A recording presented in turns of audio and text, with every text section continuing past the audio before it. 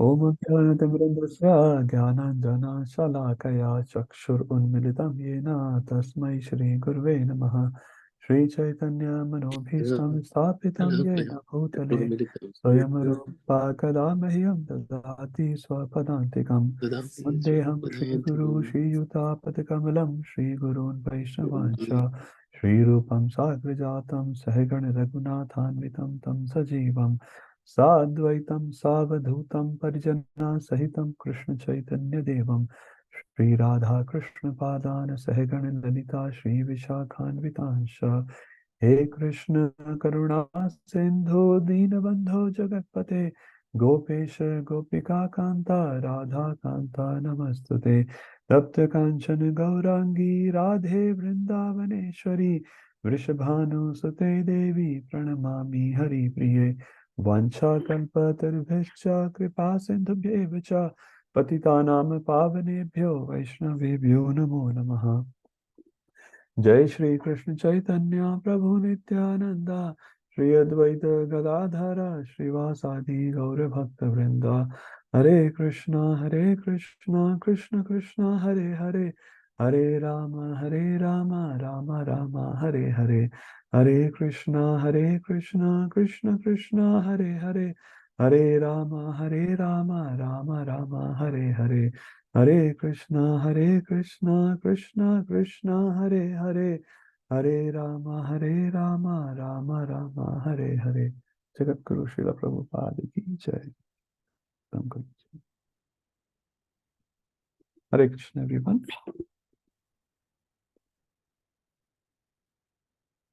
I hope everyone can see my screen. Okay. So let's do some revision. So last week we were doing the 14th chapter. We are in the last section, which is called the Transcending the Modes of Material Nature. This was the response to Arjuna's 3 questions. Anyone remembers the 3 questions of Arjuna?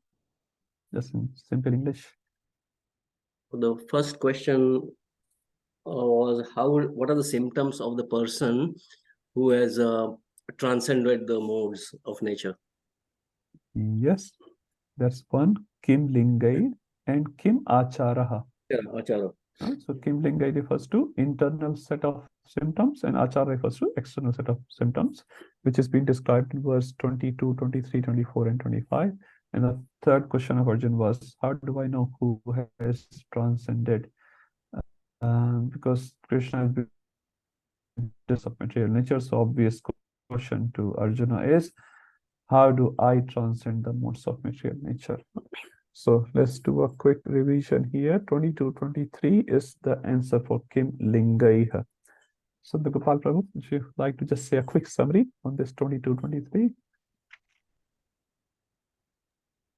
I'll try, Prabhu. I just joined at the time when you were discussing this, and I didn't get it.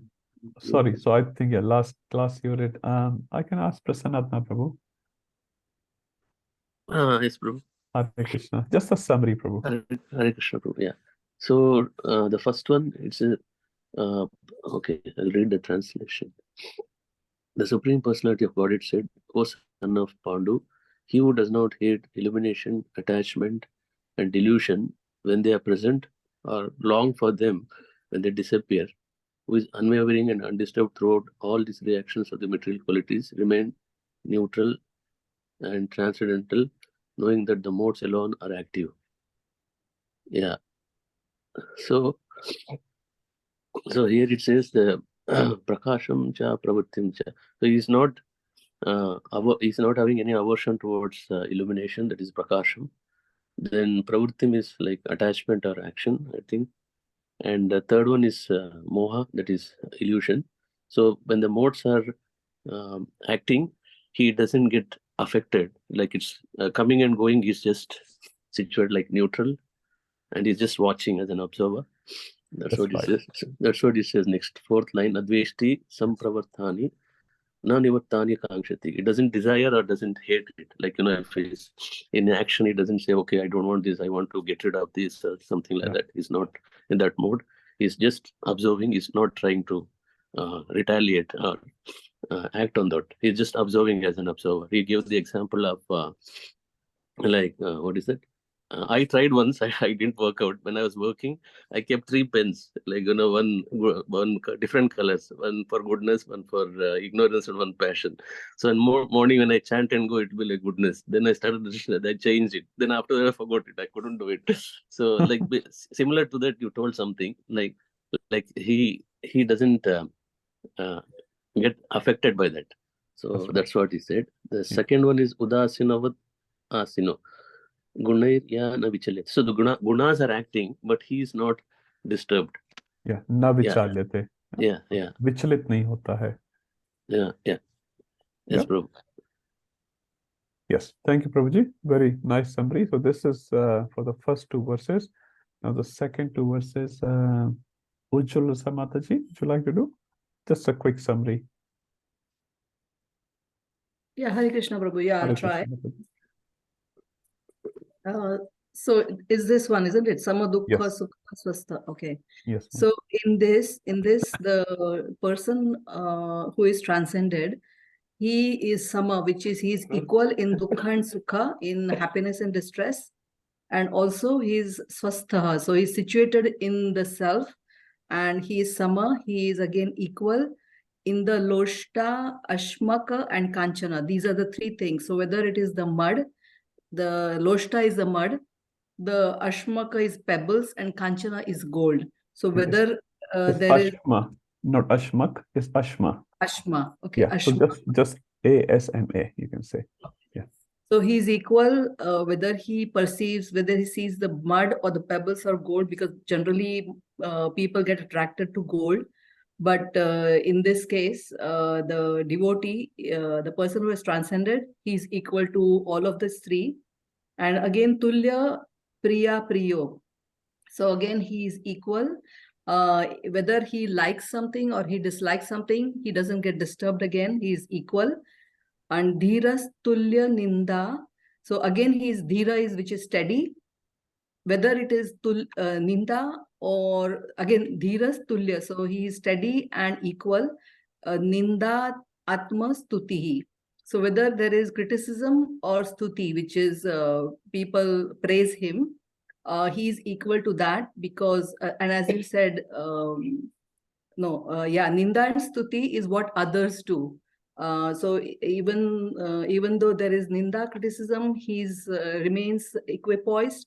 And whether there is stuti, because people generally tend to get carried away when there is stuti, but again he remains equipoised here as well. And the next line is manapman. So whether it is honor or dishonor, again he remains steady. Tulya, tulyo, mitra, ari, pakshayo. So whether it is a friend or ari, which is enemy, he remains again steady and equipoised. So pakshayo. So basically, as a devotee, he is nirapeksha, nirpaksha, like he doesn't take a side, this side or that side. And sarvarambha parityagi. So he gives up all the actions which are materialistic, fruitive actions he gives up, and he does only Krishna conscious actions. And such a person, gunatita, he is beyond the gunas, and he's said to be, and such a person is said to have transcended the modes of material nature. Thank you, Mataji. Very nice. You have translated every single word. Very nice. Thank you.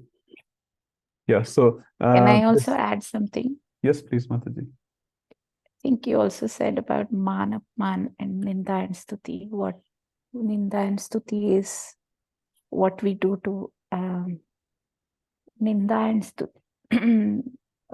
What others do others to us. do to us, and man, apman is how we perceive. Yes, that's right. Usually with ninda we feel apman, usually.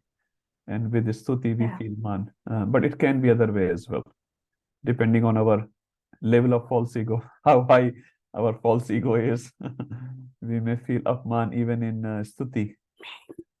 Yes, thank you, Mata. And that's very important, very difficult one. Can I add a couple of things? Sure, I'm looking at Mataji. my notes, and you had mentioned that Krishna wants us to be observer of our own thoughts. he doesn't want us to react. So you give the example of soda water bottle and plain water. So when the soda water bottle is shaken up, the fizz comes out and reaction is there. Whereas the plain water, even though it is shaken, it still remains still. So the devotee should be like that, not like a soda water bottle. Thank you. Very important point. So from soda water bottle, we have to become like a cool water bottle. And that's what the journey is about. Sometimes we remain water, sometimes became soda. Okay, thank you, Mataji. Let's move to this 14, 26 and 27. Very, very important verses. And this is the question. Is the answer of the question of Arjuna, that how do I transcend the modes of material nature? So Krishna tells very practical tip for all of us. 14:26. So Jai Dharma Prabhu, Hare Krishna. Hare Krishna Prabhu. Would you like to do this? Sure, Prabhu. Thank you. Translation. One who engages in full devotional service, unfailing in all circumstances, at once transcends the modes of the material nature and thus comes to the level of Brahman. So I think one of the important translation, word to word, Avyabhicharena is the one which you mentioned is very important in this, which is without fail. So I think Bhakti Yoga, this is the only shloka where Bhakti Yoga has been used in completeness. Like in some places we see Bhakti and some places we see Yoga, but this is only one shloka where explicitly it has been called out as a Bhakti Yoga. And Sevate is by practicing. So even it is coming in the Gnana section, but I think it's reiterating the importance of Bhakti Yoga, that one who practices Bhakti Yoga and with Avyabhicharena, without fail. So they, like again, you refer to the Bhagavatam shloka, which says Aprahit. Ahetuki apratihata. And Aprahita, so which is unmotivated and uninterrupted. So this one is more like unfailing engagement in the Lord's services, who does it through Bhakti Yoga, and they will be able to go beyond the material modes of nature, and finally they will become situated in Brahma. Brahman is the one of the aspect of the absolute truth, which is is the original nature of the living entity, where he is like spiritual. So basically, you can say they will remain in the spiritual platform. So Brahma here can be referred to as spiritual platform. While they are practicing bhakti without any fail, they will be situated always on the spiritual platform. And as we discussed, because of Jnana section, we are not saying ahetuki, not unmotivated. It can be motivated. Because initially, when we come to bhakti, we are not unmotivated. But because many times we fail to perform bhakti from our body, you can say, the execution part of it, that's why we get caught in different types of material activities. So if we constantly engage our body, mind in the service of Lord, then it's very hard for Maya to enter inside. Thank you, Prabhu. Yes. Also, one point you mentioned is like mind can be still wavering, like with body, yes, one need to engage. And also the Jnanis probably has been used because they may be using bhakti as a tool instead of as a goal. Yep. But still, as long as one is practicing the bhakti yoga uninterruptedly, they can go beyond the modes of nature. Yeah. Thank you, Prabhu. 14:27. I see Mahavasu Prabhu. Hare Krishna. I'm not sure whether you were there in the last class. No, Prabhu, I wasn't there, but I was listening to it. So okay. Yeah, I will try my best. Okay, Prabhu. So it says, and I am the basis. It is an addition to the previous verse. So it's a continuation. Sorry, it's a continuation to the previous verse. It says, and I am the basis of the impersonal Brahman, which is immortal, imperishable, and eternal, and is the constitutional position of ultimate happiness. Okay. So here the word to word Brahmana is of the impersonal Brahman, Brahma Jyoti. Then he Pratishtaham, that is, he is certainly situated or resting in it. Aham. So Krishna is the resting, the whole Brahman is actually the resting place and Krishna is the one who is actually giving that. Actually, it's not what you said was okay. Not Brahman is the ultimate; it's Krishna is the ultimate, and Krishna, the Brahman is resting on Krishna. Not that Krishna is coming from the Brahman. What the Mayavad philosophy or impersonalists actually talk about. Yeah, it's like And our then house is sitting on the foundation. So your house will have a foundation. Your all Yes. the walls, 4 walls and terrace and all that sitting on that foundation. So foundation is important. If you take the foundation off, all the walls will just collapse. So Krishna is that foundation. Yes. Foundation. Yes, and then it is actually immortal with his Amrutasya, and then Avayasya, which is then it's imperishable, then Shashvatasya, which is eternal, then it is Dharmasya. Here, Dharmasya is actually the constitutional position, and then it is Sukhasya, that is of happiness, Akantiksha, this is ultimate, right?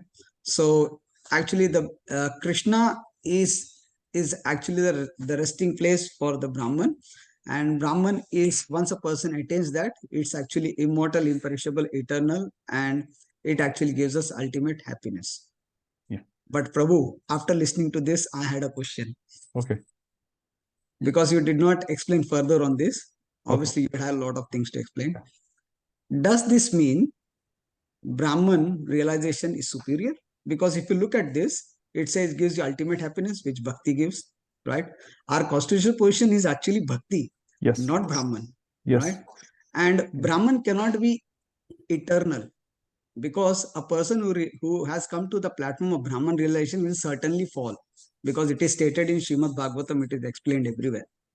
So how come Krishna is actually advocating here as eternal and so many other things? Yeah. And it's actually contradict to the Bhagavad Gita, to Bhakti Yoga. I'm sorry, Prabhu. If I've made any mistakes or offenses, no. please forgive me. No, no. It's a very stupid question, but please It's enlighten me not. on this.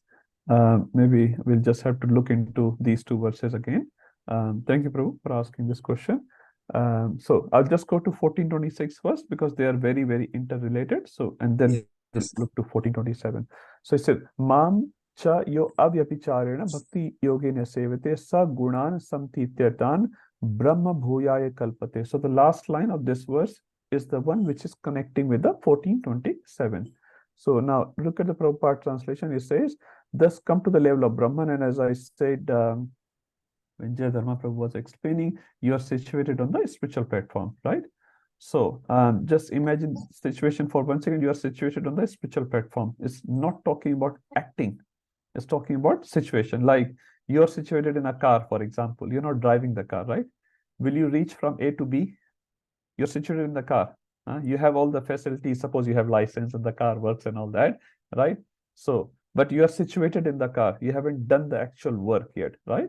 So now look at the next verse. So this is what you are gone beyond by practicing unfailing bhakti. You have gone beyond the modes of material nature, and you are in the situation of Brahman, which means you are spiritually situated while within the material world. Now look at the next verse. It says, Brahmano hi pratisthaham. And that spiritual platform is supported by whom? By me. Now, if you go back, Prabhu, in the initial verses of Prabhupada, while you are spiritually situated, what does it mean? You are performing Bhakti Yoga. You are performing Bhakti Yoga. Unless you perform Bhakti Yoga, you're not situated actually on the Brahman platform or the spiritual platform, right? So because you perform Bhakti Yoga, unfailing Bhakti Yoga all the time, then you're situated on the Brahman platform, and that Brahman platform, all these properties are given. So how do you achieve that Brahman platform? By performing the bhakti. So it's the bhakti which is important. You understand? By performing bhakti, you're situated on the spiritual platform, which gives you amritasya, avyasya cha, shashvatasya cha, dharmasya, sukhasya, ekantikasya cha. Is that making sense, Prabhu? Yes, Prabhu. I have a question, Prabhu. Sorry. No, because please. I've been actually contemplating on these 2 words, Yes. right? What you said is exactly what I actually understood. Yes. But my question comes back again here is, when Krishna said Bhakti Yoga, when you're doing Bhakti Yoga, how would you go to Brahman? It is impossible. No, we are not talking because about when you Brahman. say Bhakti Yoga, it is to Krishna, right? No, so we cannot use the word Bhakti Yoga to anyone. So then how it comes to Brahman realization? So then? we are not talking about Brahman realization here. Say Brahma Bhuyaya Kalpate. So word Brahman Okay. does not have a one static meaning. Okay. So as Sorry, Prabhupada writes, you comes to the level of Brahman, but what does this Brahman mean? Like you are in the material world, for example, right? Or your Guru Maharaj or Srila Prabhupada, right? They are in the material world, but they are acting not as a materialistic person. They are acting completely as a spiritualistic person. And they are experiencing that spiritual happiness all the time, while they are in the material world. So can you say, even you, are you situated in the Brahman platform? Sorry, you're situated in the material platform. No, you're not. You are in the material world, that is correct. You're not situated in the material platform. So when you're talking about Brahman platform here, you are situated in the spiritual platform, which gives you all these benefits, which we read in 1427. And if you go back to the 1426, the first two lines, Bhakti Yogen, and what sort of Bhakti? Avyabhichari Bhakti. So Bhakti gives all those things. And Bhakti gives you that spiritual platform. And now in the 1427, one thing which we should add, and Sri Prabhupada is so smart, is writing Brahmano hi Pratishtham, very clearly writes of the impersonal Brahma Jyoti. If you go back here in the previous verse, he says, thus you come to the level of Brahman. And here he writes very clearly. So what's the relationship between Brahmano and Pratishtha Aham? So very clearly, I am the source of that Brahma Jyoti.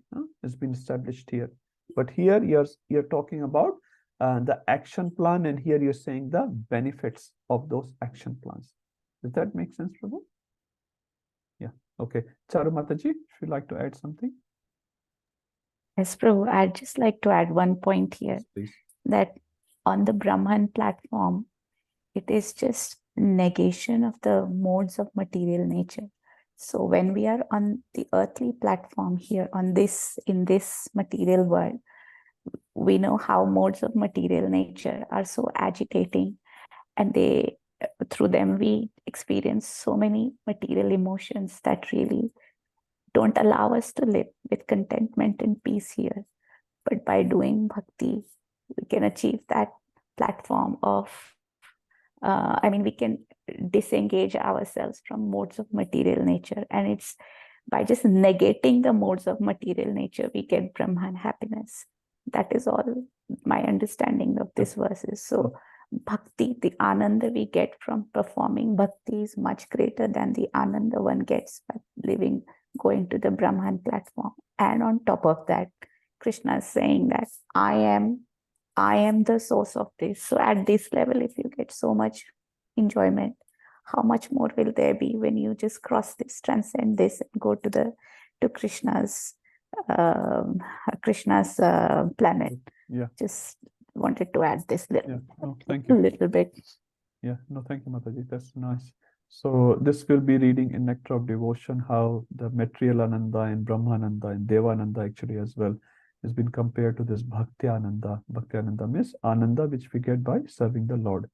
So as Mataji correctly said, so in modes of material nature, when you go to Brahman platform, just analytically speaking, it's just a negation of all the miseries which you will not experience, but you will not experience any Ananda.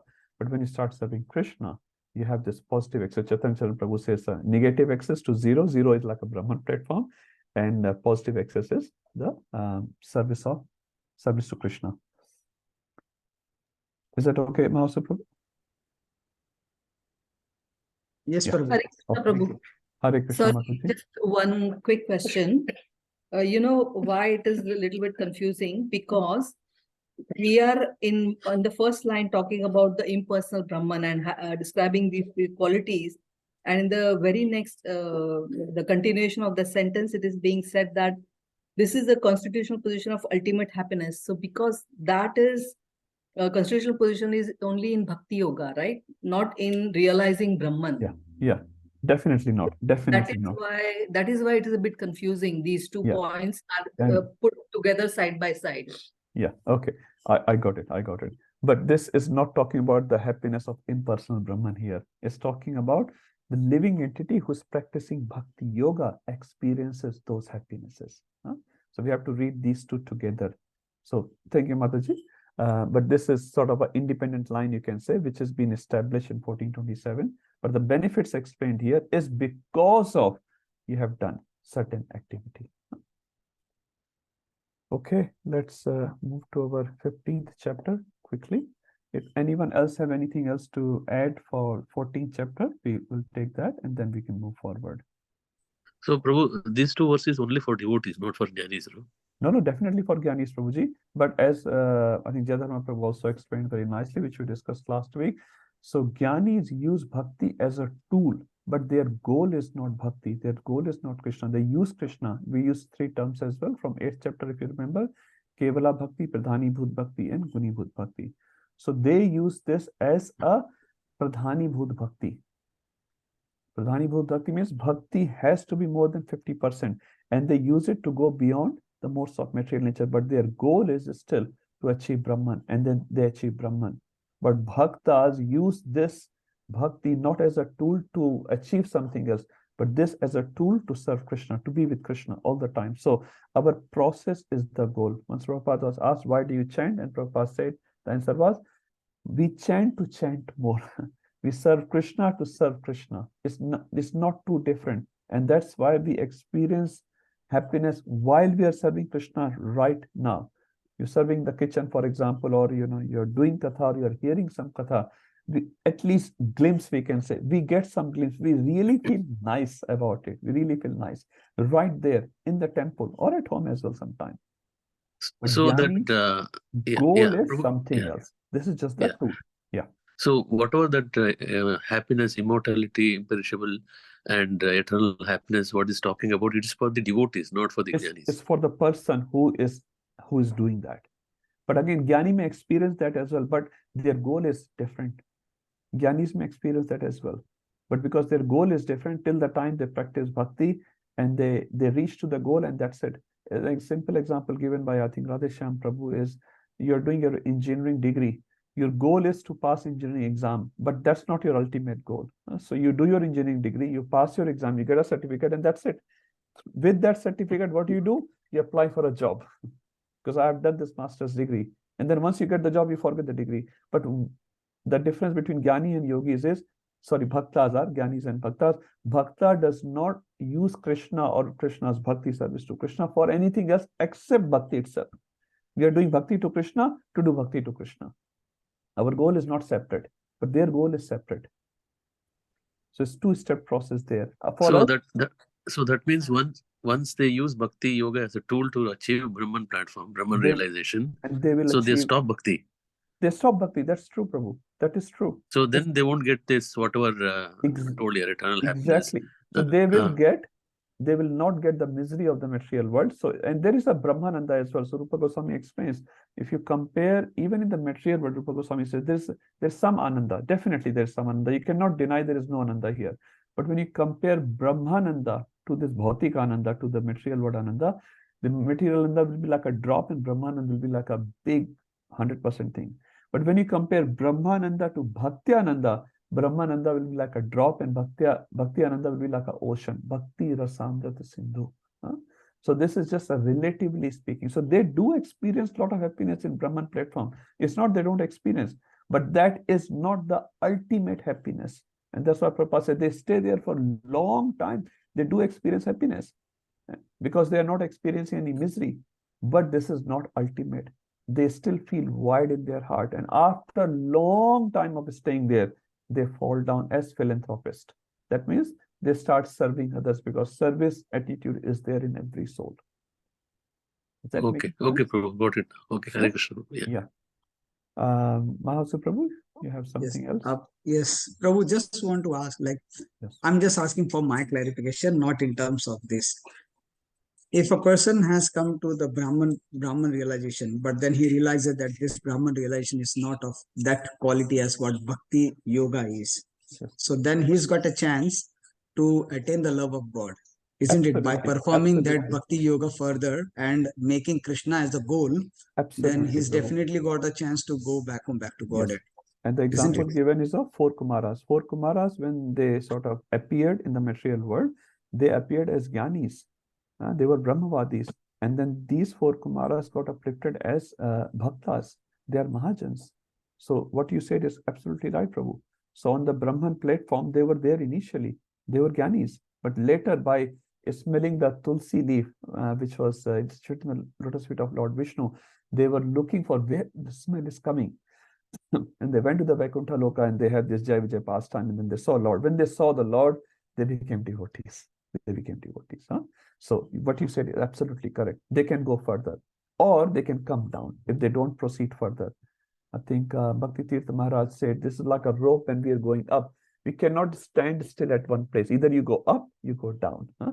That's why in Bhakti as well, we have to constantly aspire to go up, to become better and become better. Because if you're not becoming better, actually, as per theory, we are actually becoming worse. We cannot stand still at one platform. So 16 round ho gaya, that's it, everything is done. It doesn't work that way. It doesn't work that way. That's a minimum thing, that's fine, and we must do that. But that's not the ultimate platform again. This is the minimum. Is that okay? Yeah, okay. Let's move to our 15th chapter. We have done a few verses. So 15th chapter, anyone remembers the Sanskrit name? Prabhupada's name is already there. The Yoga of the Supreme Person. Purushottam Yoga. Purushottam Yoga, thank you. We read all these verses for 1 month recently. So in Purushottam Yoga, basically Krishna is telling about himself. And if you relate chapter 13, 14, and 15, 13, the Bija Vakya was there, 13:22, which is the enjoying mentality of a Purusha or a living entity. And then living entity's enjoying mentality gets increased by watering, because that's like a seed. By watering the modes of material nature, it increases into a tree. So this is the tree which we are reading in this 15th chapter. So let's quickly do some revisions here. Just going to Vinay Prabhu, Hare Krishna. If you'd like to do 15.1.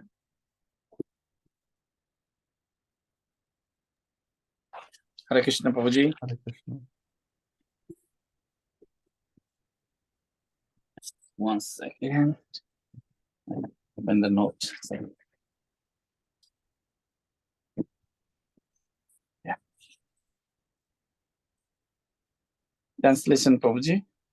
The Supreme Personality of Godhead said, it is said that there is an imperishable banyan tree that has its roots upward and its branches down, and whose leaves are the Vedic hymns.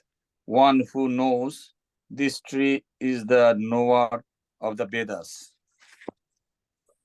So here is actually the tree's root basically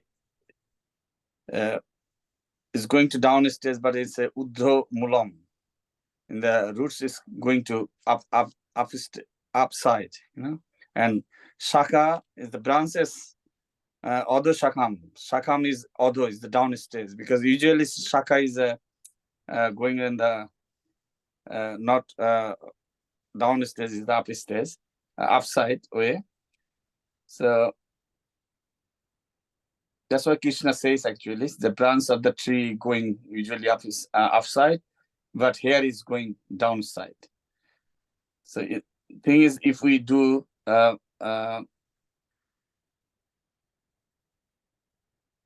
fruitive activities, it will be going down, roots going down, mulam, the shakha, So, and Sandansi Jasya Pannani, Justang Veda Shabeda Ved, And the Ashata, like banyan tree, is has a Ashatan Prahu Abbayam in the previous line, and the banyan tree is like Abbayam, Ashata Prahu Abbayam, in the eternal, imperishable. So, and who knows the Veda? If you know the leaves for the tree, but you know the whole things, so then you should know the whole tree. If you know the tree branches and the leaves, you know the tree. So then you know the Krishna if you know the tree. That's why it's saying here. Hare Krishna. That is my note, Prabhuji. Hare Krishna. Thank you, Prabhu. Just one quick thing. Ashwatha meaning, anyone remembers the meaning of Ashwatha? We discussed 3 meanings. First one is the tree itself, the banyan tree, which is huge. There's no beginning and end. It's hard to difficult to figure out. The second thing is unstable. Everything here is unstable. Like a 3-legged horse. And the third one is like a ashwa who is standing. Ghoda. Ghoda means a horse. Horse who is standing on 3 legs, which is again unstable. Yeah. Hare Krishna. Hare Krishna. Thank you, Prabhuji. And also one which will not last. So one which is unsteadily situated, one will not last, and it's a banyan tree which has no end. Avyayam. Thank you, Prabhu. And that's the diagram which we were discussing last week, just quickly speaking. So we start from our desires, which we're going to read in the second verse. Brahmaji and all the demigods, as we can see, situated on the top, although they're on the bottom of the tree, but they're on the top of this upside down tree. And then as we go down, we can see all the Manushas and other things are there. And then we see animals, and this is completely complex tree. Yes, Akhanda Prabhu or Mataji. Hare Krishna, Prabhu. Yeah, Hare Krishna. it's the last line, one who knows this tree is the knower of the Vedas. Actually, we say that knower of the Vedas is one who knows Krishna. Like, yes, definitely. Right? Yeah. So, and but this tree is only limited to the tree of material existence, starting from we saw in that this Brahma. Yes. So it is actually talking about the material tree, right? In a Yes. way. So basically, what is it's a relative concept, Mataji. When you know the tree, that means you know how to come out of the tree. Knowing does not just mean you know every single nook and corner. I think we're discussing about the example of prison house last week. So in the prison house, you may know there's a 4-level prison house, and there are 50 rooms there, and there are 500 prisoners there. The kitchen is here, the bathroom is here, and blah blah. You know everything about the prison house. But that doesn't mean much unless you know how to get out of the prison. So when we say you know the material existence tree, that means you know how complex this tree is, how vast this tree is, and how entangling this tree is, and how to come out of the tree. Then you are the knower of the Vedas. And that's why this Chandansiyasya Parnani is very important. Many times people just know a part of Vedas, part of some Vedic hymns, and they say, I'm a big Brahman because I know Samaveda, I know Atharva Veda, something like that. I know these many yagyas and pujas. That's fine. We're not denying it. But then you only know the part of the tree. You only know the part of the tree. You don't know the whole tree. What's the purpose of this tree? How to come out of the tree? And what you said is that the summary which will lead towards. Now, you may not know every single leaf of the tree. That means you may not know every single hymns of the Vedas. But that's fine. That's not the purpose here, to cram all these knowledge in our head and become, the best top knowledgeable person. That's not the point. Even if you have the best knowledge of every single leaf, we'll say, so what? So knower of the tree means you know what's the purpose of the tree, how complex it is, and the urgency to come out of this tree. Yeah, Prabhu. So that means it is kind of hinting that coming out of the tree means one has to take to the shelter of Krishna. Yes, so and this is yes, Mataji, and that's the second verse. You exactly said the right thing. Yeah. Thank you. You see the series and order here. That's the second verse. Knower of the Vedas means what? It will just describe more tree, and it will say Padam Avyayam Tat. You go to that Padam which is Avyaya. Yes, Akhanda Prabhu. Sorry, Prabhu. One thing I just wanted to mention is that it's actually important to know the tree in its totality, not just in parts. So we need to know the twigs. I mean, I'm just comparing with the tree itself, but there's much deeper meaning in this. So twigs, fruits, roots, branches, and all those things, not just the leaves. So knowing the leaves is just a part of it, actually. Exactly. It's a part knowledge. Yeah. Hare Krishna. And when we say the totality, again means unless we'll read in Ishopanishad Prabhu, there's a verse, I think it's a verse 8 or 9, I can't remember the exact number, but it's somewhere there. He said, to get out of the material world, you need to know about the material world. It says there. So it's not just to get out of it. So you only know special knowledge. No, you need to know how bad this current situation is, then only you will get out. See, it's not the knowledge will take us out. It's the realization and acting on that knowledge will take us out. So what we are reading right now, sorry to say, it's a first step only. It's just the first step. We are reading about it. And then we contemplate, we meditate, and then we apply on it. We realize in our heart, actually, no, it's not worth living in this material world. It's not so nice. It looks so nice. People talk about it. Some people may look happy here as well, but it's not worth it. And then you get this urgency in your heart to get out. So to get out, also needed to know about your current situation, that how bad it is. And as they say, only after the night you realize the value of the morning. So we are all in that night of this material existence somehow or other. So we need to study, and that's what we are doing right now. And Krishna constantly, again and again is putting this point. This is not a place for, as Prabhupada said, gentleman or gentle lady. Prabhupada said, this is not a place for a gentleman or gentle lady. But we need to know that as well, and that's why we are reading it. But Krishna said, Dukhalayam Shashvatam. And many places he has sort of hinted that this place is not so good. Okay, let's go to the second verse and little more explanation of the tree, and then it will ask to the next step. Charu Mataji, maybe you're not well, but I'll leave it to you to do it or no. If you're not well, it's okay. Let me try. Maybe I won't be able to give the whole explanation, but I'll try. The branches of this tree extend downwards and upwards, nourished by the three modes of material nature. The twigs are objects of the senses. This tree also has roots going down, and these are bound to the fruits of action of human society, fruitive actions of the human society. Krishna is saying, Ataschotvam prashatastasya shakha. He's saying that things are not very simple here. Some roots are going down, some roots are going up. Then he goes, and then he says, Ataschotvam. Then he's also saying that the branches go upwards, then they go downwards. And this is how this can represent how we live our life. So our life is not like a smooth journey. Sometimes we have our highs, sometimes we have our lows. So it's like a sinusoidal wave, this material creation. And then, then he's saying that Guna Pravritta Vishaya Pravala, that is, Guna Pravritta refers to these branches. They are nourished by, how are they nourished? They are nourished by the modes of material nature. And every tree, just as every tree needs water for nourishment, therefore, we also need, our desires are also nourished by the modes of material nature. Vishaya Pravala. So Vishaya refers to the sense objects, and Pravala refers to the twigs. So Vishaya Pravala then refers to sense objects, which are like twigs.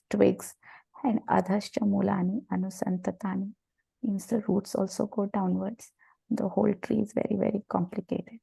So Karmanu Bandhini refers to a person who becomes bound by karma. And Manushya Loke, in this human existence, he becomes bound by karma. And once, so he's just caught in the cycle of birth and death. Thank you, Mata. Very nice. Just one more point I think we discussed last week. So Manushya Loke obviously is mentioned here, which gets bound by karma, but it does not mean in other parts of this universe you does not get the reaction of karma. And we gave the example of Indra and some other examples. So predominantly only Manushya Loka is sort of responsible, and they are sort of accumulating the karma. But in other planetary system, they are mostly predominantly they are doing the bhoga of their karma, whether positive or negative. But sometimes they also get the reaction. So you're not just free bird outside the Manushya Loka. No, you are responsible. Okay. Verse 3 and 4 now is talking about coming out. Mahasa Prabhu has a question or comment? Sorry, it's a question, Prabhu. Yes. Prabhu, just want to know, for my understanding, the tree that we are talking here, is it the Veda or it's a Karma Kanda? How do you classify this tree as such? Okay. So in your understanding, what's the difference between Veda and Karma Kanda? Veda propose Karma Kanda. Yes, very true. So Veda Yes. has the different branches. So one of the branches which says 75% is proposes or recommends, you can say, is Karma Kanda. So Karma Kanda is a part of Vedic knowledge. Is that okay? Right. Thank you. Yeah. Okay. And this tree, which is called, is not talking about Veda, it's talking about material existence. Material existence. This tree of material existence. That's the analogy is used here. Okay, 3 and 4, Sundar Gopal Prabhu, if you like to do. Or Mataji, anyone.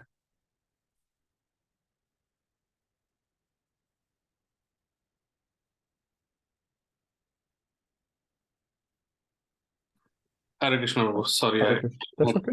to step out. No problem, Prabhu. Sorry, Prabhu, which one are we doing? I'm sorry. 15.3. 3 and 4, maybe you can do one, Mataji can do one, or we can move to the next devotee. Okay, so maybe let's do 3. Prabhu, in terms of the translation, do we read the translation? Just to the summary, Prabhuji, because I know they're combined together. Just a summary is all right, Prabhu. Okay. So Prabhu, in this case, I mean, as a summary, it says the tree is actually not real, but it's actually a reflection. It's a perverted reflection of the tree that we see. And it's very difficult to understand this tree as such because of the way it is. You can't fully understand it. Just one thing we can say here, Prabhuji. Na rupam asseha tathopalabhyate. So Na rupam asseha. What you said is correct. I'm just putting in Sanskrit. So asya rupam, the form of this tree, as you were saying, is very hard to comprehend. Why? Because na anto na cha adir. There is no anta, there is no adir. Na cha sampatishta. Where does it start? Where does it end? We just have no idea. So what you said, I'm just putting that into the Sanskrit words here. That's it, Prabhuji. And so viruddha moolam, the moola of it, which if you see in this, the moola is our desire. So you see, it's very, very hard to change the desire of a person. Changing dress, changing location, changing job, changing sofas, changing cars, very easy. Changing desires, very difficult, very difficult.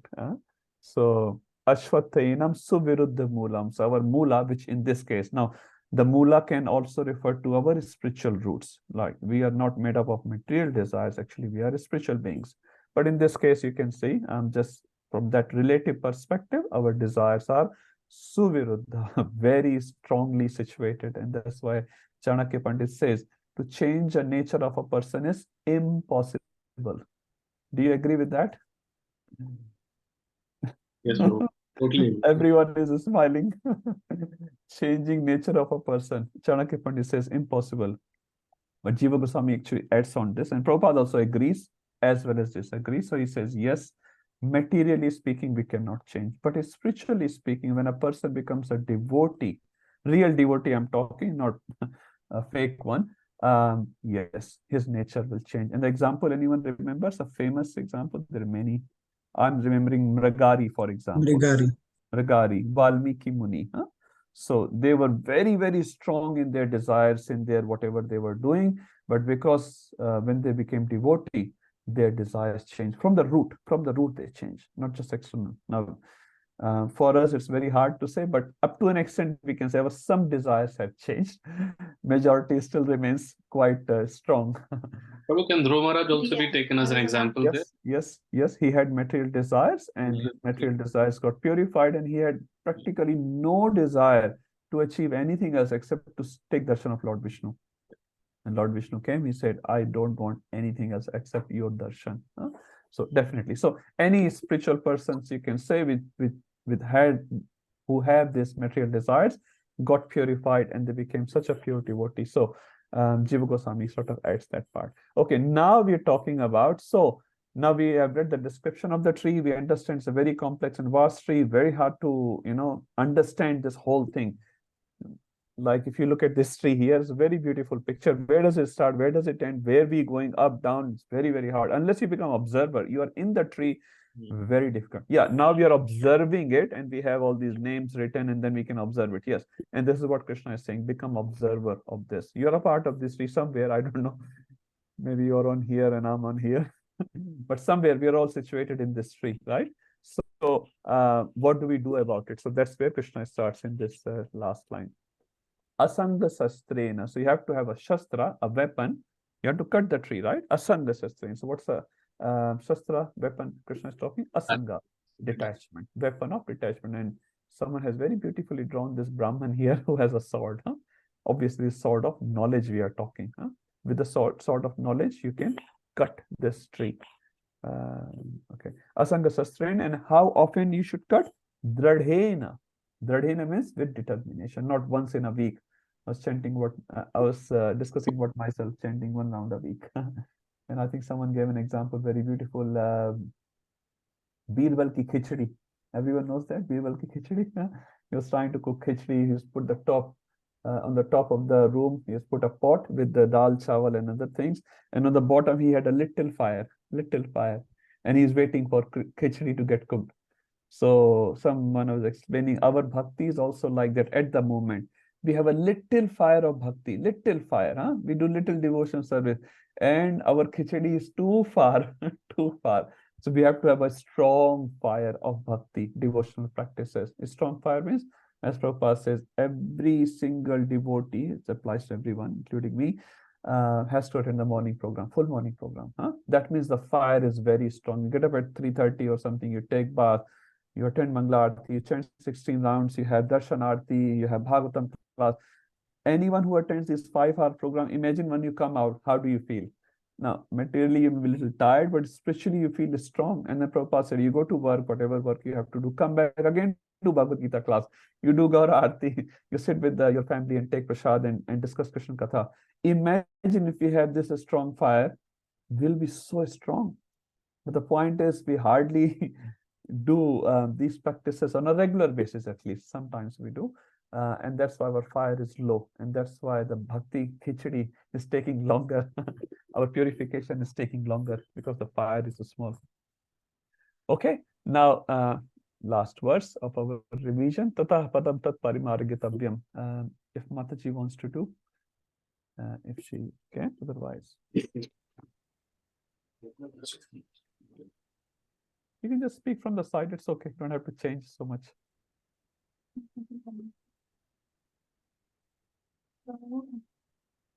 So should I just give the summary? Some words here, Mataji, you can pick up. Just a summary. Tata padam tat parimargitavyam. So tata means padam means situation, and parimargitavyam has to be searched out. Gataha means where we are going, and nivartanti, they come back. Bhuya is an important word, which is again. And Eva, certainly, Adyam, the original personality of Godhead. Prapadyate, the one who surrender. And Pavitrata, Pravriti, the beginning. And Prasrita, extended, Purani, very old. So in this one, Prabhuji, so Krishna is speaking as a third party, and he's not saying it is my path. So he's saying as a third party, Adi Purusham, the one who surrenders to the Lord, to Adi Purush, then that person will go to his planet and he will never come back. So here it is very important. Mula, the spiritual roots are very important on this one. And we can also connect, Mataji, Asanga Shastri Chitva. So sometimes we say, just get jnana and become detached, right? But Krishna is saying that's not the end. This is just one part of it. But after that, what you have to do? Parimargitavyam. You have to search out for other pada. This is very, very important. Like a very strong defeat of Mayavad. Mayavad says, or jnanis, you can say, just get the jnana and that's it. No, that's not the end of it.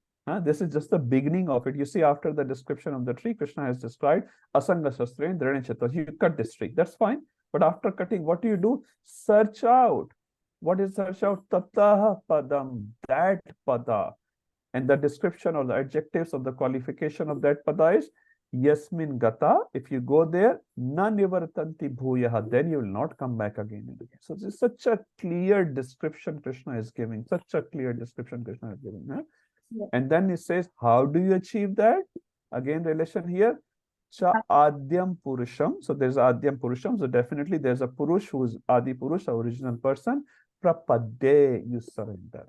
So you see the connection here and the clarity here and the hierarchy here is so beautiful. So many times people just, see this tree and he's saying, okay, get the knowledge and become jnani, which is fine. One part of it is not the end game. So So very beautiful description here. Thank you, Mataji. Ujjwala Mataji or Prabhu, you have question or comment? Yeah, Hare Krishna Prabhu. Yeah, here as Krishna mentions here that he's indirectly mentioning about the Supreme Personality of Adi Purush. He's saying that. Yes.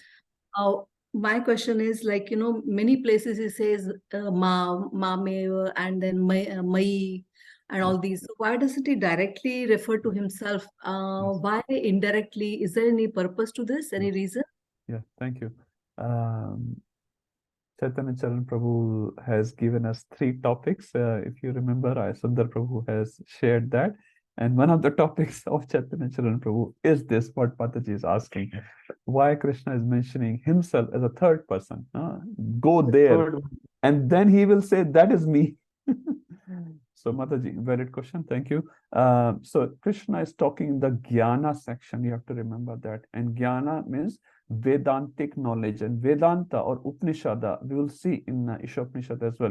They talk in the third person. They say, search that, you are that.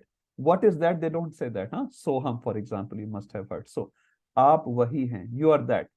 Now, every person, not obviously many groups have their own interpretation of what is that. Now, Vaishnavas also have their own interpretation, but they also have. So, this is the way Vedantas speak. And because we are sitting in the Jnana section, Krishna is speaking. But, you see in 1426, he says, Mam avyabhicharena bhakti. He says clearly, Mam. Towards the end, you'll see in this chapter as well. We'll see three shloki Bhagavad Gita, I think it's 18th verse or 19th verse. He say again, Mam. So whole chapter will talk about third person, and then you say, you know what? That third person is me. So basically, he gives a scope to both. Scope to both, but he gives his very clear conclusion, very clear conclusion. And I have not read any Jnana person commentary, but I've heard from say Chaitanya Charan Prabhu and other speakers. They say these are the verses which Jnanis hate to describe. Hate, because they don't have enough scope to describe, because Krishna is saying, I am that third person. With these verses, when there's a third person, they will describe again and again, you are the Brahman, this and that. But when Krishna says that Brahman is me, they get confused. They step back. So 1426, for example, Mam word is used. Mam word is used. You will see in this chapter 1518, Mam word is used. And Chaitanya Charan was saying they hate. They use linguistic some word jugglery to describe to sort of bypass that. So because of that language. And why is giving that? Satnashar Maharaj said he wants to include everyone. So even if you're a Jnani, Krishna still loves you. He wants you to come back. So he gives those verses as well to you, where you can have some scope. But then he gives his own conclusion. Yeah, actually, I've heard from somebody that they translate this like Mam as unborn within Krishna. That's how they try to describe that. Yeah. Mayavadis. Yeah. But Krishna is saying, Mattah partaram na anyat, kinchit asti dhananjaya. There is no other reality above than me. Krishna is very clearly saying, Aham sarvasya prabhu.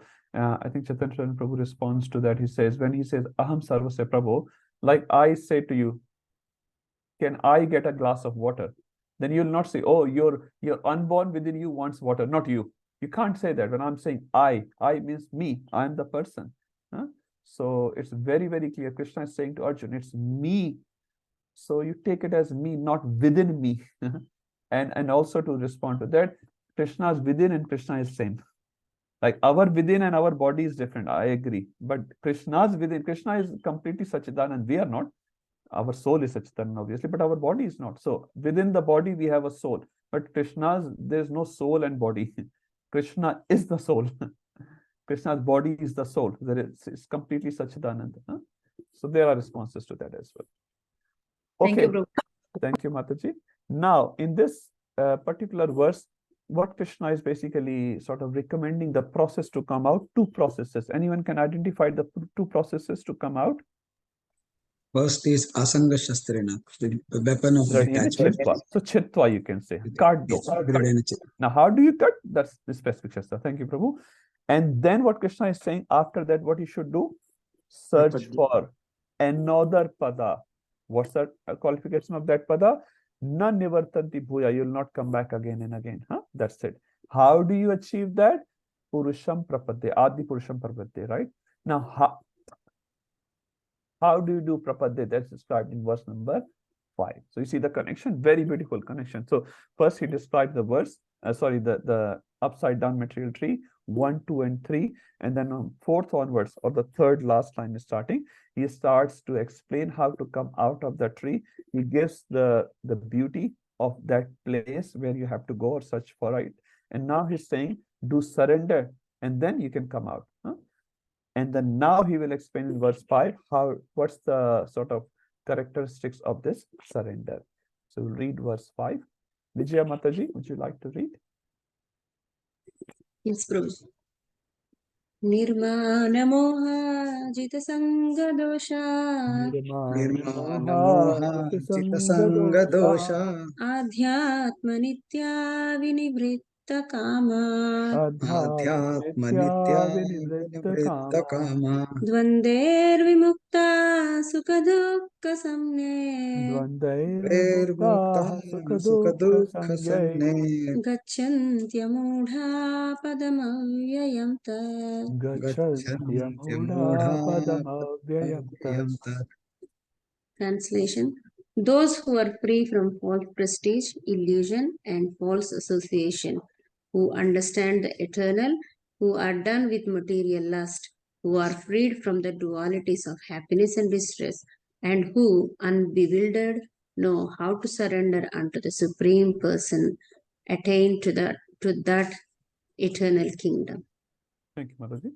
So now we'll start from the last line because we're talking about that tata padam abhyam tata. If you remember, that's what Krishna is saying. Tata padam tat parimargitavyam. So we're talking about that pada, how to achieve that pada through the surrender. And these are the qualifications of the surrender, or the components of the surrender, you can say. So padam abhyam tat. So we understand this is the goal. Who goes? Gachanti means you go to that padam abhyam, imperishable pada you go. Who will go? Amudha. Anyone knows the meaning of Amudha? So Mudha is Gadha, Prabhupada said. Donkey. So Amudha means who is intelligent. So only intelligent will go to that. Now who is that intelligent? That's given in the 3 lines. So let's read one by one. Nirman. And everyone can translate. Nirman means no asha, no expectation of man from others. Prabhupada says no false prestige. Free from false prestige. Jit sang dosha. So jit means jitna, to victory over sangha dosha. So sang, what does sangha means? Sangha has many meanings. One of the main prominent meaning of sangha is sangha, attachment with material people, materialistic minded people. So if you do the sangha, it will produce dosha. I've opened up this Ohe Vaishnav Thakur bhajan, which I really like. And in the end, you see the 6 doshas are given. Everyone would have read this. So the bhajan says, Chaya bega domi chaya dosha shodhi chaya guna deho dase. So chay means 6. 6 is talking. So I'll just read this bottom line here. It's very beautiful. The 6 passions are those pertaining to word, mind, anger, tongue, stomach, and the genitals. So Rupa Goswami's NOI verse 1, Vacho Vegam, Mansa Krodha Vegam. And then he talks about 6 faults are overeating. This is Pratyahara Prayasascha, verse 2. The 6 faults are overeating, attachment to material things, inability to follow regulatory principles, sense gratification, useless idle talk, and impure habits. And I'll just talk about this. So these 6 doshas, or you can say dosha in general word, which is being described here. You have to jit, you have to victory over them. You have to win over them. You have to overcome over them. Prabhupada writes, false association here. So they are false, but we at the moment consider them a lot. Jita Sangha Dosha, Adhyatma Nitya. So this is one word. So Nitya means always, Adhyatma means spirituality. So this person who is Amudha is always situated on the spiritual platform. Always. So he's not coming down. Vinivritta Kamaha. So Kamaha refers to lust, Prabhupada writes here, or Kama can also refer to material kamna, material desires. So he is Vinivritta. Nivritta means, okay, start from vritti. Vritti means inclination. Nivritti means going against inclination. And vinivritti means completely going against inclination. And what is the default inclination of a jiva? Kamaha, lust. As we have read in 3rd chapter as well. Kama esha, krodha esha, rajoguna samudbhavaha. Prabhupada also says, lust is the driving force in this material world. Every living entity, I should say, conditioned living entity is suffering from this dosha. So vinivritta kama means completely given up. Prabhupada says, who are done with material lust, no more material lust. You should have realization. Now it's very high platform, but you should have realization that lust is not going to satisfy me, is not going to make me happy. But we have hopes. In conditioned state, we have hopes. Lust means, again, it can be from a small desire to a big desire. The material desires will make me happy. But a person who has realized, my Guru Maharaj used to say, I have lost hope in the material world. That's what he used to say. I have lost hope. Now, how many of us can say that from the heart? In theory, we can write in the exam, this material world is bad. But in the heart, we still have hope. Some of our plans have failed, but some of them will definitely succeed. I will work hard, I will work smart, and next project, I will definitely be successful. It says Hiranyakashipu wouldn't get success, Ravan didn't get success, Hitler didn't get success, but we, small living entity, think, I will get success in my next project. We all have hopes. And Chaitanya Prabhu says very beautifully, he says, Maya makes us hopefully frustrated, not hopelessly frustrated, hopefully frustrated. That means we frustrate so many times, we get frustrated so many times, but we still have some hope because Maya put a drop of honey in between, drop of honey, some success, some respect. Someone will say, Prabhu, you are so nice. And then we feel really like, yes, I am really good. And then 5 people will slap you or criticize you. And then 6th one will say, Prabhu, it's really nice what you have done. Thank you. So Maya makes us hopefully frustrated. So Guru Maharaj said, I've just lost that hope. I have lost that hope. Now, obviously, we cannot imitate at this state, but we can just appreciate what he is saying. This material world is hopeless. It's hopeless. Yeah, unless you start serving Krishna, and we're not talking about that. Materially speaking, this is hopeless. No material desires will make us happy, but we have no realization on that as yet. But person who is vinivritta, the word is so beautiful, not saying nivritta kama, is saying vinivritta. V means vishesha nivritti. Vishesha nivritti means completely gone, completely gone. Like there's a word in Bhagavatam, mukti and vimukti. Mukti means liberation. Vimukti means vishesha liberation. What is that vishesha liberation? It says getting a living entity back to its constitutional position is called vimukti. Mukti is just coming out of the material world, while vimukti is getting yourself situated in the lotus feet of Krishna. So vinivritta kama, who are done with material lust, no more hope in our mind that will make us happy. Next line. Dvandair vimuktaha. So dvandair, anyone knows what are the dvandas of the material world, dualities of the material world? We have read it many times. You can say in Sanskrit if possible. Happiness, distress. Hot, cold. Sukha, dukha, cold, hot. Man apman Man, sitoshna. apman. So 6.7 Jitatma Prashanta se Paramatma Samahitaha Sitoshna Sukha Dukheshu Tatha Mana Apamana Yoha. So these are the 6 dualities of this material world, which are there with us every single moment. Sita and Ushna also refers to not only outside temperature, it refers to our level of comfort and discomfort. We keep complaining about our discomforts to others, how uncomfortable we are. It's not wrong to share our heart. We're not saying that. So we are not robots. So we're definitely not saying that we should not share, but we should not just not over concentrate on these things. Whatever is needed, we attend to it and we attend it nicely, and then we move on. It's all right. I remember Sridhar Maharaj, towards the end of his days, he had cancer, and his stomach had been swollen a lot with some sort of gas, big stomach. But he was in the hospital in India. He was in America, and he said, I want to leave my body in India. So he was flown. He was lying down on the whole plane. Anyway, he arrived, and he had his full Bhagavatam schedules written on his door of the hospital room. And he will follow the full schedule. No one was allowed to talk about his health. No one. If it was 3 to 4 Bhagavatam time, whoever joins in the Bhagavatam class, they join. They either read Bhagavat or will listen Bhagavat. There is no other conversation in the room. One time another Maharaj came into the room, and he said, Maharaj is quite big. He was concerned about it. The stomach was very big and you must be feeling very pain. He said like that. So Sridhar Maharaj, in a joking mood, he touched his own stomach. He said, "It's a boy." It's a boy. His stomach was big like a pregnant lady. So he was just joking about it. He wasn't talking, "Oh, thank you, Maharaj. I'm in so miserable situation and no one understands me," which we keep complaining. He said, and one time he said, "It's a gas plant inside." It's a gas plant. Huh? So basically, what I'm trying to say, and again, we cannot imitate these great souls, that he wasn't over concerned about his body. Maharaj Parikshit was not concerned about his body. Prahlad wasn't concerned about his body. So we should just attend to the bodily needs as much as possible. And then at the end of the day, we just have to go through, my Guru Maharaj said, purification. No matter where you go, what you do, you have to get fried up. You have to get fried up. Huh? Like a chapati example he used to give. So dvandair vimuktaha. Huh? So we cannot avoid these things. We have to just go through it. But inside our heart, we're not over concerned. Sukha dukkha sangha. So again, be equipoised. So all these qualities, if you have, then you become amudha, and this amudha goes gachanti. Where it goes, padam avyam. That padam avyaya it goes to. Huh? So these are called the components of surrender in verse 5.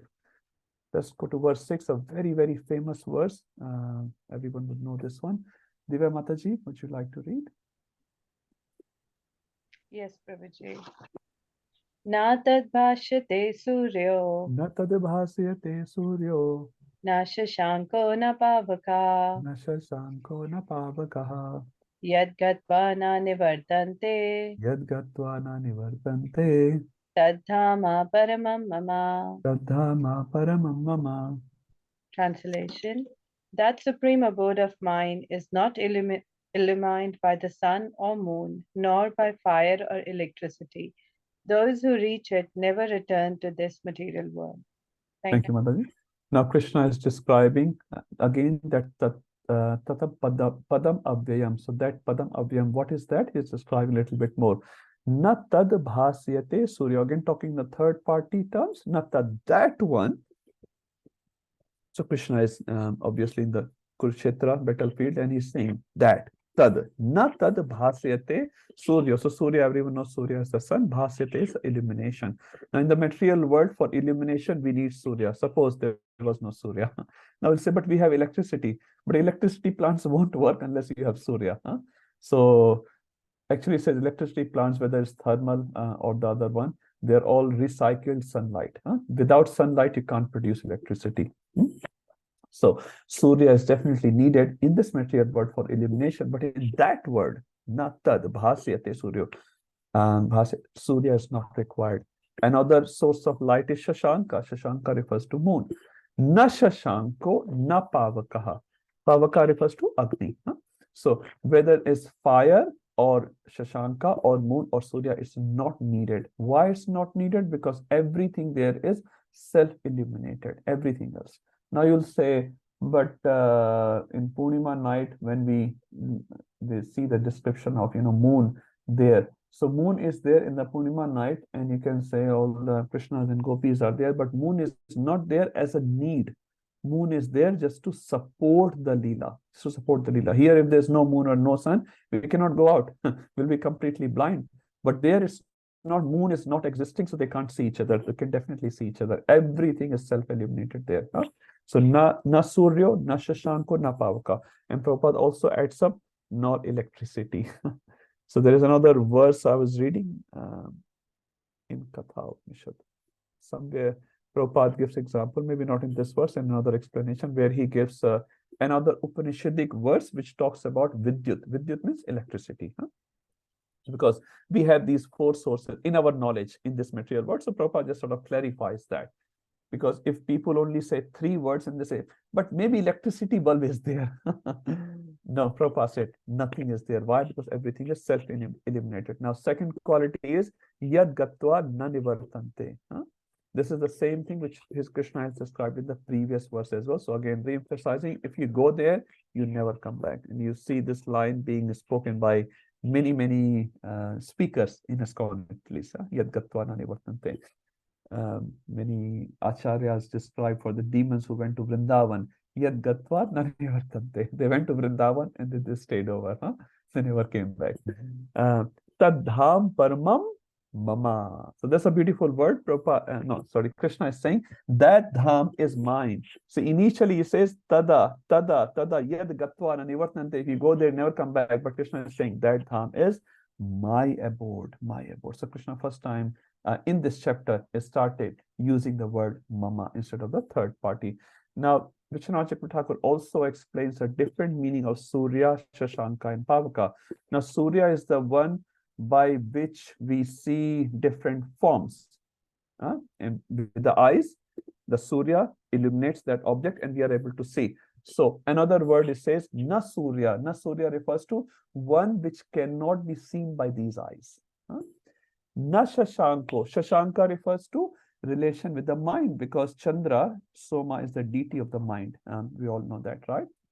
So na Shashanka refers to which cannot be perceived or conceived by the mind.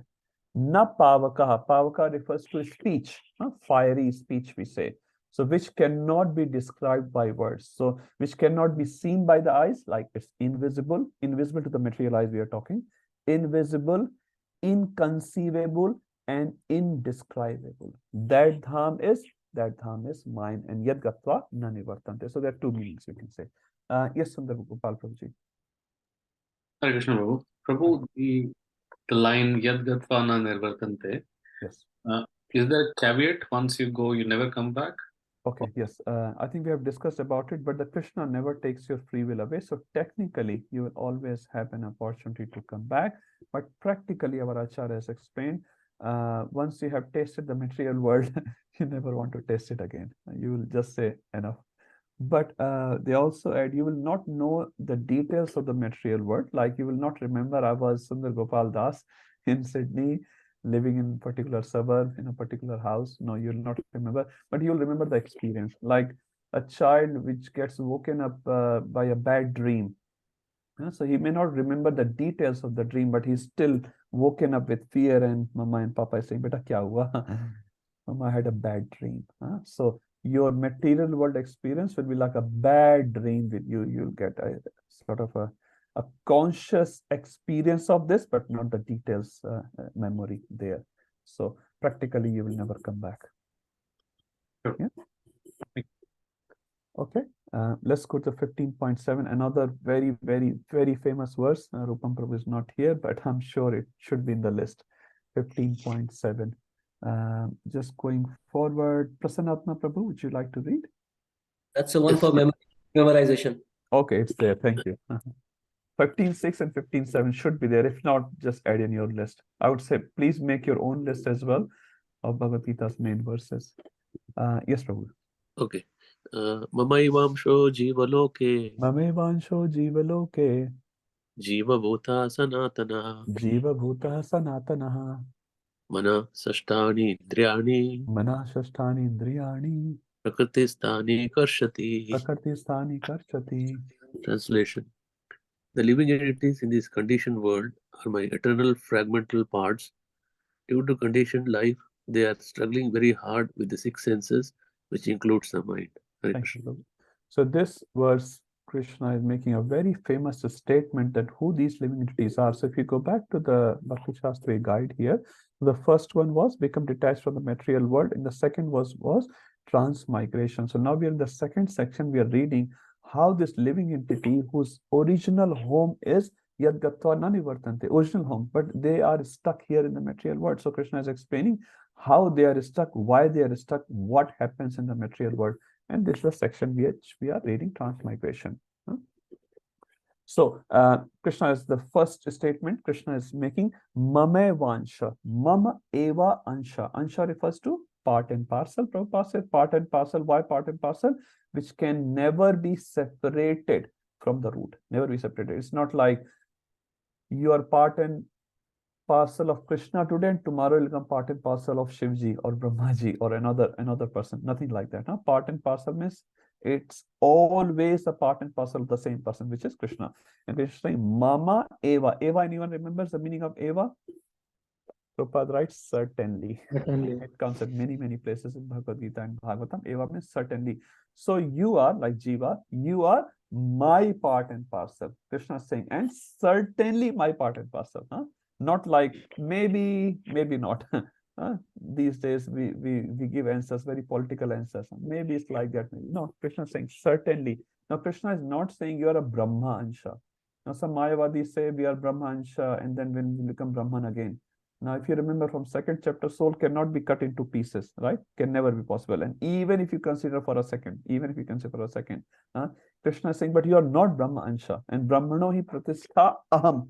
If you relate back to the 1427 verse here, is saying, now that me, which is the basis of Brahman, is saying you are the Ansha of that me, not Brahma Ansha. So it's a very, very clear connection with Krishna. We are directly part and parcel of Krishna. Jiva Loke, so this Jiva is my Ansha. Now, Jiva Loke refers to this material world. Now, currently we are situated in this material world. We are Jiva Bhuta Sanatana. And how long we have been part and parcel of Krishna? Sanatana, from eternity. Jiva Goswami gives a beautiful example in his Sandarbhas of the relationship between living entities, originality, and Abhaya, and Krishna's originality. So it's like a child when he takes birth. Child has some hair. Anyone has no young mothers or fathers here. Anyway, every children who takes birth, okay, largely they have hair on their head, right?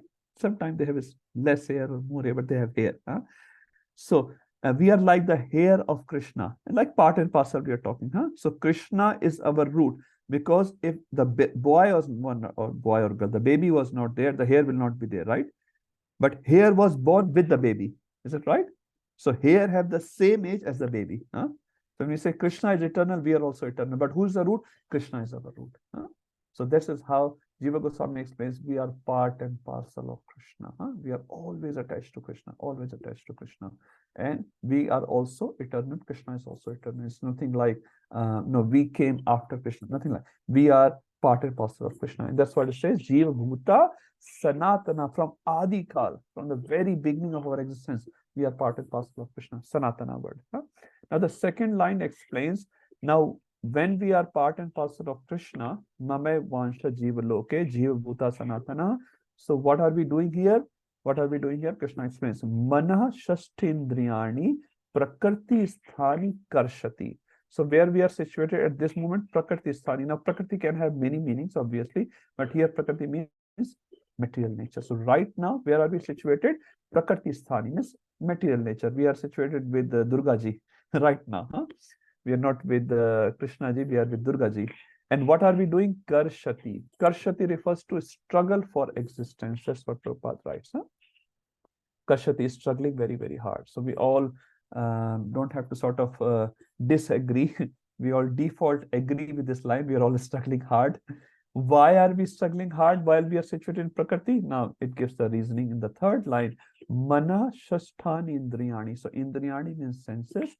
Shastha means 6, and Mana refers to mind. So because of this struggle of the 6 senses, now 6 senses is our 5 senses, which we'll talk, Krishna will talk about it, and the 6th one is mind. So Prabhupada writes, due to the conditioned life, they are struggling very hard, Karshati, with the 6 senses, which includes the mind. So this is a very, very important verse, which again is a big refutation of Mayavad, clear connection with Krishna of the Jiva, and for how long? Sanatana. So we cannot just come out and then go back again. It's not like that. We are what we are from the very beginning, and will be like that. And we are direct Krishna ka ansh. And what are we doing in this Prakriti? Karshati. And why are we Karshati? We are Mana Shashtindriyani. Now, what is the deeper explanation of Karshati? Krishna will explain in the subsequent verses, which is 15.8. So Krishna is just continuing the theme, because we are in the second theme of transmigration. This is 15.8 and 9 will explain what is this Karshati we are talking here. Who is next in my screen? Come back to Ujjwal Rasa Mataji on my screen. Or Prabhuji, if you like to read 15.8. Hare Krishna. Shariram yad avapnoti. Krishna. Shariram yad avapnoti. Chapi utkramishtavara. Yat chapi utkramatishvaraha. Grihitvaitani samyati. Grahitvaitani samyati. Vayurgandhan ivashayat. Vayurgandhani vashayat. Translation: the living entity in the material world carries his different conceptions of life from one body to another, as the air carries aromas. Thus, he takes one kind of body and again quits it to take another. Hare Krishna. Thank you. So now, how does this karshati happens, which is from the 15.7? So Krishna explains very Shariram yad avapnoti. Avapnoti refers to receive, prapta. Avapnoti refers to, so he gains Shariram. He gains the Sharira. Yat chapi, and then what happened? Utkramati Ishvara. So Ishvara refers to the living entity. Utkramati refers to gives up. So he receives a body, avapnoti, and utkramati. Utkramati means gives up. So he receives and he gives up. He receives and gives up. Who? Ishvara. Ishvara refers here to living entity. So a living entity receives a body and quits up a body. And then Krishna says in the second line again the same thing. Grahitva etani. Grahan karti hai. Again. So that means again and again. Samyati means leaves. So Krishna is using two words, avapnoti and grahitvetani for accepting, and utkramati and samyati refers to for quitting. So basically what Krishna is saying, he receives and he quits, he receives and he quits. That means this cycle goes on and on and on.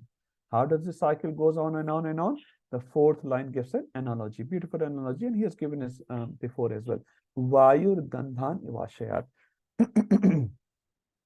So Vayu, what does Vayu carry? Vayu means the aroma or the wind. What does it carry? Gandha. Gandha refers to smell. Sometimes the Vayu will carry a good smell. Sometimes Vayu will carry a bad smell.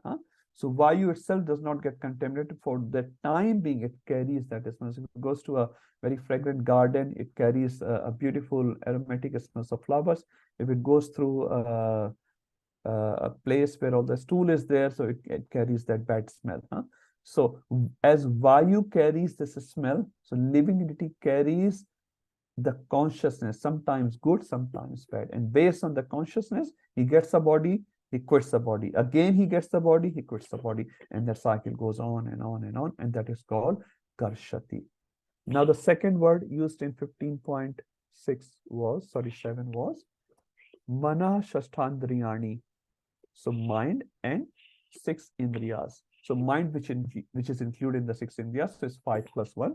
Let's read 15.9, which will explain that as well. So Krishna is step by step explaining what he has said in 15.7. So 15.9, Jayadharma Prabhu, would you like to read? Sure. Shrotram chakshu sparshanam cha. Shrotram chakshu sparshanam cha. Rasanam granam eva cha. Rasanam granam eva cha. Adhisthaya manaschayam. Adhisthaya manaschayam. Vishayanupasevate. Vishayanupasevate. The living entity, thus taking another gross body, obtains a certain type of ear, eye, tongue, nose, and sense of touch, which are grouped about the mind. He thus enjoys a particular set of sense objects. Thank you, Prabhu. So now Krishna is explaining about those 6 indriyas, which he has spoken earlier in 15.7. Shrotam. Shrotam refers to oral senses, hearing sense. Chakshu. Chakshu refers to eyes. Sparshanam, touch. Rasanam. Rasanam means jiva. Granam means to smelling power. So these are the 5 things. Shrotam, Chakshu, Sparshanam, Rasanam, and Granam. So 3 plus 2 is now 5 senses are there. And now Adhisthaya Manashayam. Adhisthaya refers to they are situated. Manashayam means around the man. Around the man means, an example is given of a palm. Everyone can see my palm. My hand you can see. So there's a palm. Palm you can refer to as mind, and 5 senses like these 5 fingers. So these 5 senses are centered around where? Around the mind. So these 5 senses gives different inputs. Our eyes see something, our ears hear something, we taste some food stuff from the tongue, and they all go and integrate into the mind. Is it right?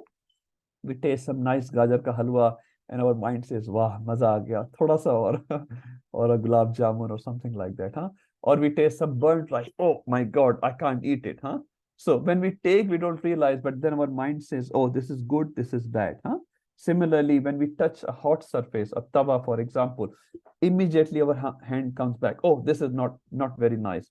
Or if we touch some soft surface, we feel, aha, very nice surface, So all these indriyas, 5 indriyas, are centered around the mind as 5 fingers are centered around the palm, and they give different input. And then what happens? The last line, Vishayan upasevate, and the soul or living entity, what does it do? Vishayan refers to sense objects. Upasevate refers to, you can say, it serves those material desires. So because our eyes says see something nice, our ear says listen some nice music, our nose says smell something nice, our touch indriya says touch something nice. So basically our senses demand these things. Prahlad Maharaj gives an example in his teachings. He said our buddhi becomes like a person who has 10 wives. 10 wives refers to here 10 senses. So if a person comes back after 9 to 5 job, comes back home very tired, and 10 wives are there at home, and every wife is pulling this person in a different direction. Imagine what will be the situation of that person. So similarly, 10 senses or 5 senses, they are demanding different things. And our soul gets completely bewildered, where to do, what to do. It's like Kathopanishad example. If you remember, there are 5 horses. The chariot analogy, 5 horses are the 5 senses. Mind is the rein. The chariot driver is our buddhi or intelligence, and Atma is sitting behind. Imagine if the rein is lost of the 5 horses. What will happen to the chariot driver and the passenger sitting on the chariot? The horses will go anywhere, and you will have an accident. So similarly, 5 senses are not controlled. They will make an accident. So Vishayan upasevate, and Prabhupada writes, he thus enjoys a particular set of senses. And another example can be given by Prabhupada actually itself. When you receive a dog's body, you don't know how to bark, but a particular type of senses are given, then you can bark. When you are given a fish body, so the soul doesn't know how to fly, because a set of senses are given which is suitable for swimming, you can swim, or you can fly in the sky. Every living entity has a specific set of sense objects given by the nature based on his previous conditioning, whatever he deserves or whatever. And then he gets sense objects, and then with the senses, what does he do? Vishayan upasevate. A eagle is enjoying some dead meat. Fish is enjoying mating with another fish. A human is enjoying all these sense objects. Vishayan upasevate. And basically, eventually what's happening, we are serving our desires. Okay. And the next one in the same series, 15.10. Okay, the screen has changed now. Mahasa Prabhu, would you like to read one?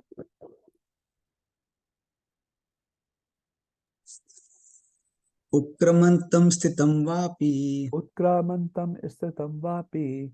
Bhunjanam va gunanvitam. Bhunjanam va gunanvitam. Vimudha nanu pashyanti. Vimudha nanu pashyanti. Pashyanti jnana chakshushaha. Pashyanti jnana chakshushaha. The foolish cannot understand how a living entity can quit his body, nor can they understand what sort of a body he enjoys under the spell of the modes of nature. But one whose eyes are trained in knowledge can see all this. Thank you, Prabhuji. So if you remember in the previous 15.8, Krishna has spoken about quitting the body and receiving the body twice. So what is the main problem being explained there? Receiving these bodies again and again. So now Krishna is saying the similar thing. Utkramantam isthitam vapi. So vapi refers to either, isthitam refers to situated, utkramantam refers to quitting the body. So the main problem basically Krishna is sort of emphasizing here, leaving the body again and again. And while you have the body, which is 15.9, bhunjanam, bhogna, you sort of enjoy, so-called enjoy, under what? Gunan vitam, under the modes of material nature, isn't it? You enjoy and then you leave. You enjoy and you leave. And what that person is known as Vimuda. Vimuda, that person doesn't have much intelligence. Na anupashyanti, he is not able to see.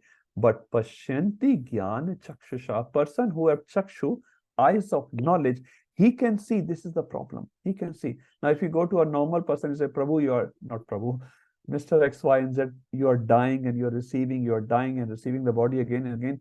Do you see this as a problem? And he'll say, Prabhu, you are mad. You are mad. You go and check yourself. Once Prabhupada was asked in the initial days, when devotees went on book distribution. There was a very popular book that time. You are good, I am good. So when devotees were selling Bhagavad Gita and other literature, some people will ask, do you have that? You are okay and I'm okay. So devotees came back to Prabhupada and said, Prabhupada, many people are asking, you are okay, I'm okay book. So Prabhupada said, you say, I don't have that, but Prabhupada said, I am okay, but you are not okay. This is the book we are selling. I'm okay, means I'm practicing Krishna consciousness, but you are not okay. This is the book we are selling. We are not selling you're okay and I'm okay. So that book was very popular that time. So Prabhupada was very bold saying, I am okay, you are not okay. So it is to see that problem is also very intelligent.